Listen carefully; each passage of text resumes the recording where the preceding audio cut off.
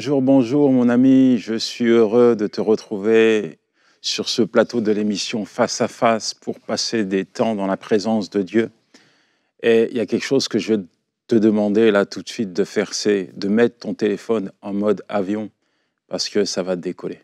Non, mets ton téléphone en mode avion et reste concentré, connecté à cette émission. Appelle les membres de ta famille parce que je crois qu'il va se passer des choses assez particulières. Je le sais parce que je ne suis pas seul, je suis avec quelqu'un qui m'inspire beaucoup de par son témoignage et va vous en parler mieux que moi, c'est Benjamin Peter Schmidt. Salut Yanis. Un miracle de t'avoir ici, Benjamin. Écoute, merci d'avoir pris l'avion pour venir à MCI au Canada nous bénir. Quand il pleut, je suis ravi d'être avec toi. Ravi d'être avec toi aussi, mon ami, sur Internet, sur les différents canaux. En tout cas, je suis ravi aussi de pouvoir partager mon histoire. Ça fait un petit temps que je ne l'ai pas partagé et c'est bien de s'en rappeler aussi. Oui, il ne faut jamais oublier là où Dieu est venu nous chercher. C'est ça, exactement. Alors, avant d'aller plus loin, tu es, peut-être je vais me tromper dans la déclinaison, mais arrière-petit-fils de pasteur. Ça, c'est sûr. Papa Jean, ça, et puis ton papa Samuel. Ça, c'est sûr. Mon arrière-grand-père, lui aussi, était pasteur. Donc, tu es arrière-petit-fils. Et mon arrière-arrière-grand-père était prédicateur. Waouh! Tu vois, donc de père en fils, ça se transmet comme ça.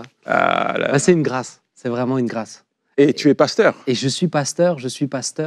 Alors, j'ai été en Suisse pendant 3 ans. Après mon témoignage, ce que je vais raconter aujourd'hui. Et depuis 2016, je suis pasteur à plein temps aussi à l'église de la Porte Ouverte à Mulhouse, avec mon papa, avec d'autres pasteurs. On sert le Seigneur ensemble. En famille? En famille, c'est une joie, c'est un privilège. Un privilège de travailler avec son papa? C'est un privilège, vraiment. Et qu'on a le même objectif. Donc, et c'est quoi l'objectif? L'objectif, servir le Seigneur, faire avancer le royaume de Dieu et faire ce qu'il nous demande, tout simplement. Tu es un miracle ambulant. Ouais.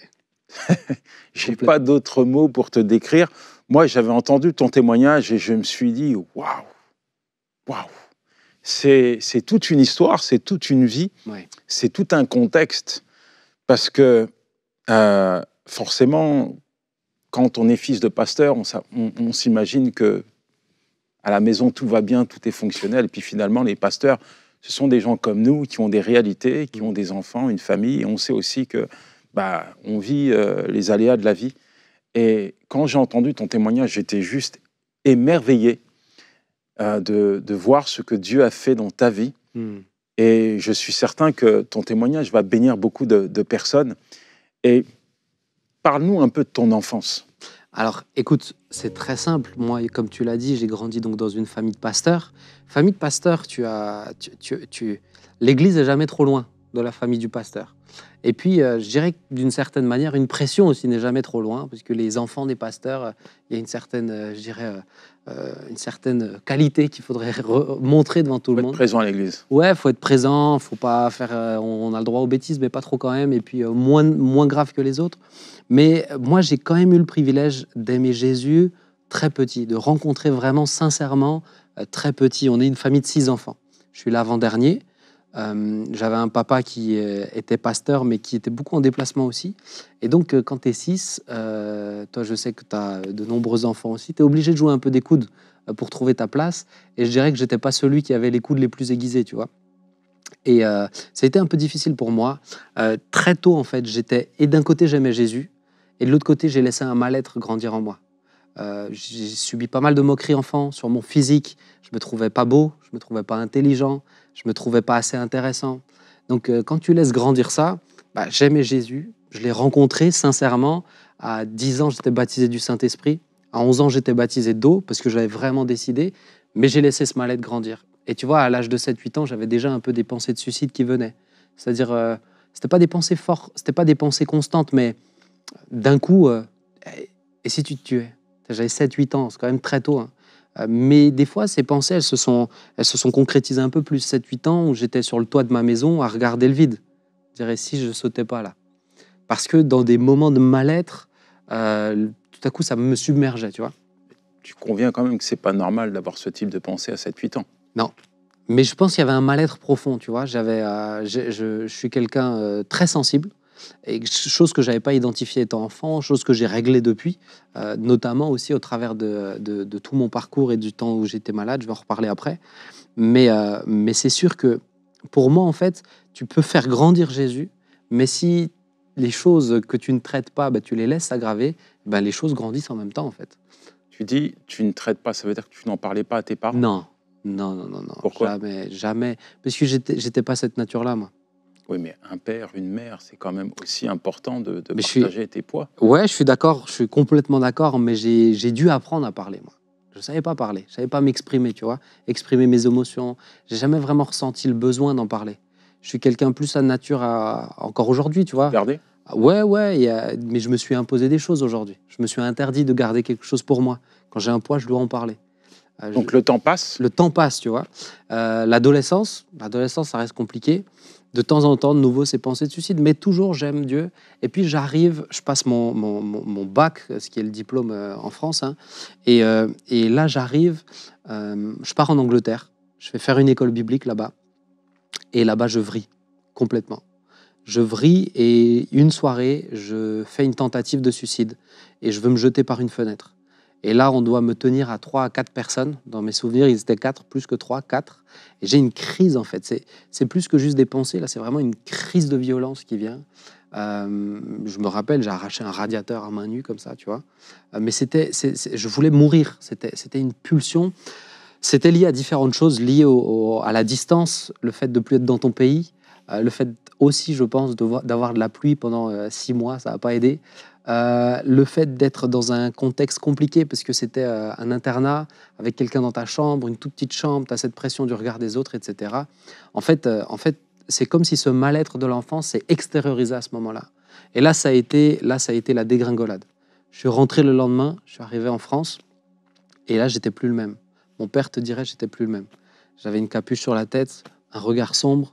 Et d'abord, on a pensé que c'était une dépression. Le médecin est venu, il a pensé que c'était ça. Et très vite, en fait, ils se sont rendus compte que c'était pas ça. Parce que j'ai commencé à avoir des hallucinations. Des hallucinations, c'est dur à expliquer autrement que c'est une forme de réalité. D'abord, j'entendais des voix. D'abord, j'entendais des cris, des pleurs plutôt. Pleurs d'enfants, tu vois. Et ça s'arrêtait pas, 24 heures sur 24. Même la nuit, quand je voulais m'endormir, tu vois, je les entendais, toujours les mêmes. Et puis ensuite, ces hallucinations auditives, c'est comme ça que le monde médical va en parler, sont transformées en hallucinations visuelles. Et c'est des gens que je commençais à voir. Et ces gens que je voyais, je les voyais aussi bien que toi, tu vois. C'était ma réalité.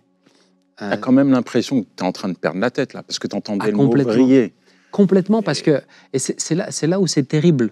Parce que, tu sais, des troubles psychiques, c'est comme si tu es emprisonné dans ta tête. Pourtant, j'étais conscient de la réalité. C'est ça qui est incroyable. C'est que je suis conscient de la réalité de ce qui se passe. Moi, ces hallucinations, alors certains qui sont dans des cas comme ça aujourd'hui ne font pas la distinction entre leur réalité et la vraie vie, la vraie réalité. Moi, je le faisais parce que les hallucinations que j'avais, elles faisaient des choses pas possibles. Que je ne vais pas parler de ce que je voyais, mais elles faisaient des choses incroyables. C'était humainement impossible, tu vois. Donc, je les avais identifiées. C'était tout le temps les mêmes, etc. Mais ce n'est pas parce que je les avais identifiées comme des hallucinations que ça n'avait pas un poids sur moi. Ça me mettait un poids, ça me mettait une pression. Elle me commandait de faire des choses. Et je résistais à ça parce que c'était des choses dangereuses. Très rapidement, tu vois, j'étais forcément... les médecins commencent à découvrir que ça s'aggravait. Mes hallucinations, alors j'accélère un peu, on va revenir sur ma maladie, je suppose, mais au bout d'un moment, pour t'expliquer, en fait, il y avait une évolution dans la gravité des hallucinations. À la fin de ma maladie, les hallucinations étaient telles qu'elles sont même devenues sensitives, c'est-à-dire, par exemple, si je voyais du sang sur mes mains et que je mettais mes doigts dans la bouche, j'avais le goût du sang dans la bouche. Et les médecins te diront, c'est possible. Ça existe, mais c'est un degré d'hallucination extrême. Extrême. Et tu me permets cette parenthèse, Yanis, mais d'emblée, parce que je sais que certains vont se dire ça, ils vont se dire, il était possédé. Mais un démon, Yanis, je sais que tu le sais aussi bien que moi, ça ne s'attrape pas comme un rhume. Moi, j'aimais le Seigneur. Il faut ouvrir des portes pour qu'un démon vienne quand tu as le Seigneur. Moi, j'aimais le Seigneur, je le servais. J'étais en école biblique, j'avançais avec Dieu. Mais tu vois, malheureusement, on a tendance vite à mettre des gens dans des cases. On a besoin de ça. On a besoin de... C'est rassurant, en fait, de mettre des gens dans des cases. Et malheureusement, quand on ne comprend pas, on met dans la case qui nous semble le plus proche. Et j'ai envie peut-être de dire à toi, mon ami qui est là, qui connaît quelqu'un, ne l'enferme pas trop vite dans une case. Parce que tu peux vite le piéger dedans et il peut vite en souffrir. On a essayé de me chasser maintes et maintes fois des démons quand j'étais malade. Il n'y a jamais rien qui est sorti parce qu'il n'y avait jamais rien qui était dedans. Dieu m'a guéri. Et je crois que c'est très important de comprendre ça parce que sinon, on peut faire plus souffrir que faire du bien. Ton père est au courant de la situation, Ouais. ta maman aussi, l'Église aussi. L'Église, non. Non. Il n'en a pas parlé. Donc comment ton père va t'aider? D'abord, il faut atterrir. Il faut dire qu'est-ce qui se passe. On n'a jamais vu ça dans ma famille. Il y avait des antécédents familiaux de troubles psy, mais avant, bien avant, même mon père n'avait pas connu ces gens-là, tu vois, ils étaient déjà décédés. Donc lui, il débarque. Il connaît cette réalité en ayant accompagné quelques familles rapidement. Mais c'est une chose d'accompagner des gens, c'est une chose de vivre leur réalité. Donc il découvre, et je dois dire que sur cette saison-là, il a été extrêmement présent. Il m'a beaucoup soutenu. Il m'aidait. J'avais des... Comment t'expliquer? Mais j'avais pas que des hallucinations, tu sais, j'avais des crises d'angoisse. Les crises d'angoisse, c'est tu t'arrêtes de respirer, c'est une peur qui te submerge et qui devient incontrôlable. Je faisais de la tétanie. Et ça a été pour moi c'était devenu invivable, tu t'imagines bien. Mais sous traitement? J'étais sous traitement. J'avais 12 à 13 pilules par jour. Faut savoir que dans tout ce qui est des maladies psy, les traitements, c'est un équilibre. Tu as souvent plusieurs médicaments qui s'accumulent avec ce qu'on appelle des correcteurs qui corrigent certains effets secondaires. En plus de ça, moi, j'étais quelqu'un qui a besoin d'une grosse dose de médicaments. Donc, pour ceux qui connaissent, moi, j'avais une période, j'avais 9 Temesta par jour. J'avais une période, j'avais 6 Valium par jour. Pour ceux qui connaissent un peu cet univers, ils savent que c'est une quantité extrême. Moi, c'était ce qui me permettait d'être à peu près calme. Et ça solutionne ton problème? En fait, c'est pas des médicaments qui te soignent. Des pansements. C'est des médicaments je dirais que c'est des béquilles. Ça t'aide en fait à garder un petit peu la tête hors de l'eau. Moi, je suis pas contre les médicaments parce que je crois que des fois, c'est mieux d'avoir une bouée pour garder la tête hors de l'eau que de couler. Et moi, ça m'a protégé. Il faut savoir que j'étais quand même dangereux, tu vois, avec les hallucinations que j'avais, avec le contexte que j'avais. La nuit, je ne dormais pas, je faisais des insomnies, j'avais ces hallucinations qui me disaient de me faire du mal, de faire du mal aux gens. C'était devenu dangereux. Ma famille n'osait plus dormir la nuit, ils avaient peur que je leur fasse du mal. Et tu as toujours envie de mourir? Et ça s'est aggravé. Parce que là, c'est devenu vraiment, comme dit, des pulsions suicidaires. Et plus, au fil et à mesure de la maladie, les pulsions sont devenues de plus en plus fortes. Jusqu'à ce que c'était vivre qui était devenu le combat. C'était pas mourir, c'était vivre. Tu comprends, le paradigme s'inverse, c'est autre chose. Tu te réveilles le matin, tu te dis, tu te dis pas, tu te bats dès le matin pour dire, je vais pas me faire du mal aujourd'hui. Et à côté de ça, je suis dans ma réalité de jeune de 19 ans. Qu'est-ce que je fais? J'étais en Angleterre, j'ai dû rentrer. J'ai pas de diplôme, je voulais passer mon permis, ça s'est arrêté. La vie continue. Dans un contexte comme le tien, est-ce que c'est pas important de te préserver en te faisant interner à l'hôpital? Comment ça va se passer pour toi? L'hôpital psychiatrique, c'est pas la même chose que, je dirais, l'hôpital normal. C'est un endroit qui est fait pour t'accompagner, mais qui est fait pour te protéger, comme tu as dit. Donc, j'ai fait plusieurs séjours, j'en ai fait 4. C'était lié à des temps de crise particulièrement fortes, où là, je suis un danger pour moi-même. Et à la fin, mon dernier séjour, j'étais un danger pour les autres aussi. Donc on m'a interné. Quand tu es en hôpital, c'est une autre réalité. Tu es dans le monde des... Je vais le dire comme ça, hein, tu me permets, parce que c'est un peu ma famille maintenant. Hein, mais tu es dans le monde des fous. Tu es dans une autre réalité. Ce que tu vois dans les films des hôpitaux psychiatriques, c'est la vraie vie, tu vois. C'est des gens qui parlent tout seuls. C'est des gens qui... c'est plus le même monde. Ils sont malades. Et moi, premier séjour, j'ai 19 ans, et je me retrouve là-dedans. Et j'aime Dieu. J'étais pas quelqu'un de de bête avant, tu vois. Et tu es conscient que tu es un danger pour toi-même. Et je suis conscient que je suis un danger pour moi-même. Tu as fait combien de tentatives de suicide? Écoute, en tout, j'ai dû en faire. En tout, j'en ai fait 4 très sérieuses. Il y en a une qui t'a marqué plus particulièrement? En fait, c'est plus une après-midi. C'est la fin de mon histoire. J'ai fait 3 tentatives de suicide en une après-midi. Et c'est un supplice la journée. Tu dis, là, je vais en finir. Une fois de plus, j'ai eu un élan de courage. Et c'est la période de Noël, décembre 2012. Il faut du courage pour se suicider? Alors là, tu rentres sur un sujet particulier. C'est le mot que tu as employé. Alors, j'ai pas eu un élan de courage sur ça, mais un élan de courage pour tenter de sortir de chez moi. Mais pour se suicider, non, je ne pense pas ça. En fait, tu as des degrés, en fait. Tu as des paliers au niveau du suicide. Et quand tu arrives au dernier palier, il faut du courage pour ne pas se tuer. Comment tu fais la distinction entre, tu le dis, tu connais Dieu, tu aimes Dieu, tu sais que tu ne peux pas t'ôter la vie, et puis tu veux t'ôter la vie. Comment tu arrives à conjuguer ça? En fait, si tu veux, moi, ça très vite, forcément, tu arrives là-dedans, dans cette réalité, et comme dans tous les jours de notre vie, on communique avec Dieu, tu vois, et je vais demander à Dieu, je vais dire, Seigneur, tu sais ce qui se passe dans ma tête, tu sais les hallucinations, pourquoi? Je comprends pas. On a le droit de demander à Dieu pourquoi. Le problème, c'est quand on ne s'arrête plus qu'au pourquoi. Parce que si on s'arrête au pourquoi, on n'avance pas. Il y a des choses où on n'aura pas des réponses immédiates. Des choses où il faut accepter la foi, c'est de dire, Seigneur, je te fais confiance. Et tu vois, Dieu m'a donné une grâce, c'est qu'au début de la maladie, ça a commencé en mars 2012, ça s'est terminé en janvier 2013. Et en mars 2012, très vite dans la maladie, Dieu m'a donné un verset. Tu me permets que je te le lise? C'est le verset de Lamentation 3. Et c'est un verset qu'on connaît tous, tu vois. Moi, je lisais la Bible. C'était encore au début où j'avais la capacité de lire la Bible, parce que avec les médicaments, la capacité de concentration, tout ça disparaît, tu vois. Tu as du mal. J'arrive plus à me concentrer, j'arrive même plus à regarder, même me concentrer pour regarder la télé, c'était impossible, tu vois.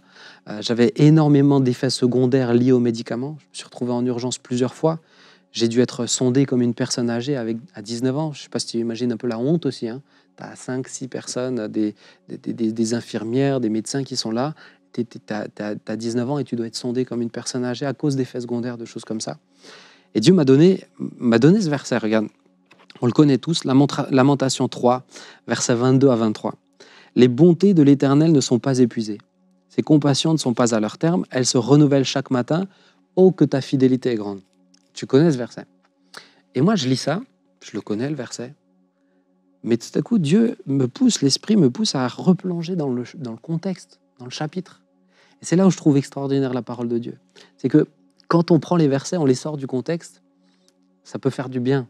Mais quand on les prend dans leur contexte, c'est d'une richesse extraordinaire. Contexte, c'est quoi? Le contexte, c'est que Jérémie n'était pas en pleine forme quand il a écrit ça. Lamentation 3, c'est... je te lis le verset 1, regarde. « Je suis l'homme qui a vu la misère sous la verge de sa fureur. » Il est en train de parler de Dieu à ce moment-là. « Il m'a conduit, mené dans les ténèbres et donc dans la lumière. Contre moi, il tourne et retourne sa main tout le jour. Il a fait dépérir ma chair et ma peau. Il a brisé mes os. Il a bâti autour de moi. Il m'a environné de poison et de douleur. Il m'a fait habiter dans les ténèbres comme ceux qui sont morts dès longtemps. Il m'a entouré d'un mur pour que je ne sorte pas. Il m'a donné de pesantes chaînes. J'ai beau crier, implorer du secours. Il ne laisse pas accès à ma prière. » Encore une fois, il parle de Dieu. Et il a fermé mon chemin avec des pierres de taille. Il a détruit mes sentiers. Tout ça, c'est le chapitre 3. Il va même plus loin. Il dira, il a brisé mes dents, verset 16, avec des cailloux. Il m'a couvert de cendres. Tu m'as enlevé la paix. Je ne connais plus le bonheur. J'ai dit, ma force est perdue. Je n'ai plus d'espérance en l'Éternel. Quand je pense à ma détresse et à ma misère, à l'absinthe et au poison, quand mon âme s'en souvient, elle est abattue au-dedans de moi. Et c'est là qu'il dira, mais voici ce que je veux repasser dans mon cœur, ce qui me donnera de l'espérance. Les bontés de l'Éternel ne sont pas épuisées. Et tu vois, j'ai lu ça, et là Dieu m'a parlé. Il m'a dit, Benjamin, Jérémie ici a fait un constat. Tu as le droit de faire un constat. Tu as le droit de faire un constat dans ta situation. Tu as le droit de dire à Dieu, ça va mal. Tu as le droit de dire à Dieu, je ne comprends pas. Tu as le droit de dire à Dieu, c'est violent ce que je vis. Jérémie a fait un constat, mais il est allé plus loin que son constat. Il a dit, mais voici la décision que je décide de repasser dans mon cœur. Ce qui me donnera de l'espérance. Qu'est-ce qu'il fait? Il est en train de prendre un médicament pour son âme. Il est en train de dire, mon constat, il est là. C'est ma réalité, là. Je ne suis pas en train d'ignorer ma réalité. Tu sais, les gens, des fois, ont l'impression que la foi, c'est faire comme s'ils ne souffrent pas. Non. La foi, c'est dire, je suis dans un temps de souffrance, mais je crois que malgré tout ça, Dieu reste quand même bon. Quand je t'écoute, Benjamin, je me dis à quel moment ça prend fin. Tu nous parlais de cette journée où tu avais envie d'en finir, où tu vas faire 4 tentatives de suicide. Ouais, j'en ai fait 3. 3 Ouais. Dont une assez particulière. Écoute, c'était une période, en fait, si tu veux, vraiment, je suis arrivé au bout du bout. C'est-à-dire que chaque jour qui avançait, j'avais l'impression de toucher le fond. Je ne sais pas si tu as déjà vécu ça dans des situations de ta vie, et tu te rends compte qu'en fait, le fond, il était un peu plus profond. Le lendemain, c'est encore un peu plus profond. Et là, moi, j'ai atteint le bout du bout. En termes de crise d'angoisse, c'était d'une violence extrême en décembre 2012. C'était des angoisses, je voyais des feuilles tomber des arbres, j'avais des angoisses. En termes d'hallucinations, elles étaient extrêmement violentes. C'était la faim, je te disais, je voyais du sang sur mes mains. Je mettais mes doigts dans la bouche, j'avais le goût du sang dans la bouche, tu vois. En termes de pulsions suicidaires, c'était d'une violence terrible. Et en termes de vie sociale, tu vois, on n'a pas parlé de l'isolement, là. On n'a pas parlé du fait de se sentir seul, parce que les gens en face de toi ne comprennent pas. Une maladie physique, on la voit, on comprend. La personne, elle est amaigrie, elle est plus faible. Une maladie psychique, on ne le voit pas. Tout est là. Donc, tu te sens terriblement seul. Parce que personne ne peut comprendre ce que tu es en train de vivre. Et on m'a dit, allez, écoute, nous, en décembre, en général, c'est les fêtes de famille, c'est Noël. On essaie de faire une sortie en famille. Et ils m'ont dit, allez, viens avec nous. Et ils ont essayé de m'amener dans un parc d'attractions. Mais il y a terriblement de monde. Et moi, je suis agoraphobe. Je n'arrive pas à rester dans présence de monde. J'ai beaucoup de phobies qui sont là. Et je dois rentrer, en fait. Je dois rentrer en urgence. Et là, j'ai ma fiancée, parce que Dieu a été bon dans la maladie.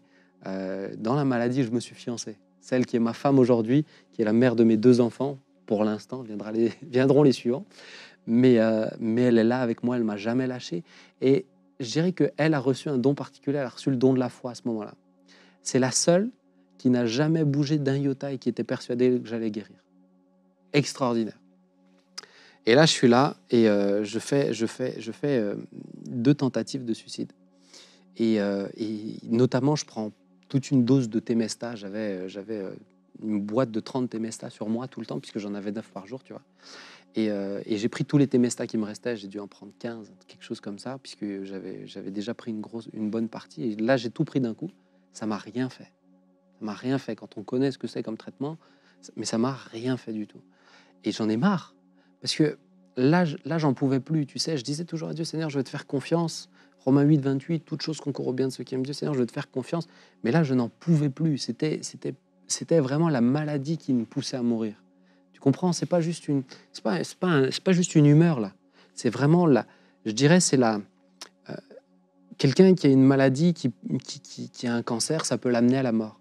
Il y a des maladies psychiques qui peuvent amener à la mort, réellement. Une mort violente, une mort par suicide. Et là, j'en pouvais plus, et c'était le cas, c'était plus raisonnable ce que je vivais, et ce que je ressentais, et mes réflexions. Et donc, on rentre sur Mulhouse. C'est mon père qui roule, j'ai ma sœur qui est à l'avant, j'ai ma fiancée qui est sur la droite. Moi, je suis là, et j'en peux plus, je me vois encore, je me retourne, on est sur l'autoroute. Je dis juste au revoir à ma chérie, à Sylvia. Je lui dis, je suis désolé, j'ouvre la porte, et je saute sur l'autoroute. Mais vraiment, je saute. La porte est ouverte. Je saute. Et un miracle. Dieu a donné une force herculéenne ou angélique à ma fiancée à ce moment-là. Je ne sais pas comment elle a fait, si ce n'est divin, mais elle a réussi avec une main. Tu vois, ma femme, si tu la voyais, c'est pas Hercule. Hein. Elle m'a pris, elle m'a ramené dans la voiture. J'ai sauté, hein, Yanis. Elle m'a pris, elle m'a ramené dans la voiture. Elle a mis ma ceinture. Mon père ferme la porte à clé. J'ai eu la vie sauve. La voiture derrière moi, celle qui devait m'écraser, c'était mon beau-frère. Je suis certain qu'il s'est passé beaucoup de choses après ça. En quelques minutes, je vais te demander un exercice qui est peut-être pas facile, c'est de nous dire comment tout finit. Comment tout finit? Eh ben, la bonne nouvelle, c'est que j'ai été complètement guéri. Ça, c'est clair. Suite à cette histoire-là, suite à cette dernière tentative de suicide, je suis parti en psychiatrie une dernière fois. J'ai fait de l'isolement tu es enfermé dans une pièce, etc. Je passais Nouvel An là-dedans. Et là, Dieu m'a fait grâce. Je me suis réveillé un matin, j'ai été complètement guéri. C'est comme si, moi je donne toujours une image. Je dis, c'est comme si Dieu a rallumé la lumière. Pas plus compliqué que soulever un bouton, tu vois. C'est vraiment l'impression que j'ai. Il a rallumé la lumière. Il a rallumé la lumière. J'avais l'impression que c'était pas plus compliqué. Je me suis réveillé ce matin-là.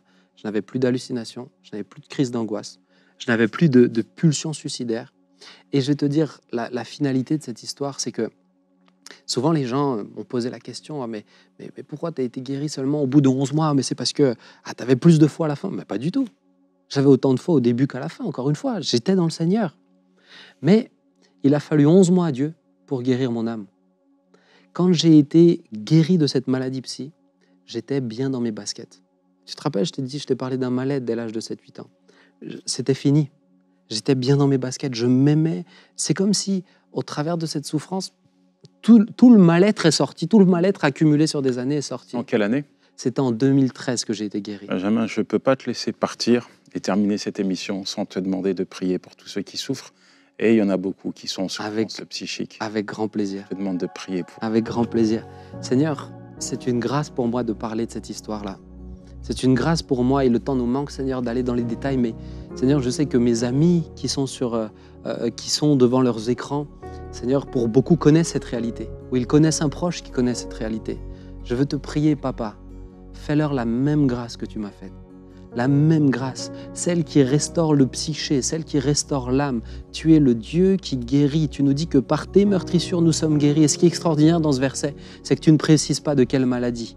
Alors Seigneur, manifeste-toi s'il te plaît. Je te le prie au nom de Jésus-Christ. Et je te demande, Seigneur, également de donner la force et la foi à toutes les familles, tous les proches qui accompagnent. Seigneur, qu'ils aient, Seigneur, cette capacité de tenir ferme parce que tu es ce Dieu vivant qui pourvoira à tous leurs besoins. Je te loue et je te bénis au nom puissant de Jésus-Christ, Papa.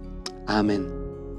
Sois encouragé, mon ami, parce que ce que Dieu a fait dans la vie de Benjamin, il peut le faire dans ta vie. Je crois qu'au travers de cette prière, Dieu est en train d'agir pour toi dès maintenant. Sois aussi fortifié, toi qui peut-être as un enfant qui est en souffrance, parce que ce que Dieu a fait au travers aussi de la prière de ses parents dans la vie de Benjamin, eh bien, il peut le faire aussi au travers de tes prières dans la vie de tes enfants. Benjamin, merci. Est-ce que tu as un mot de la fin?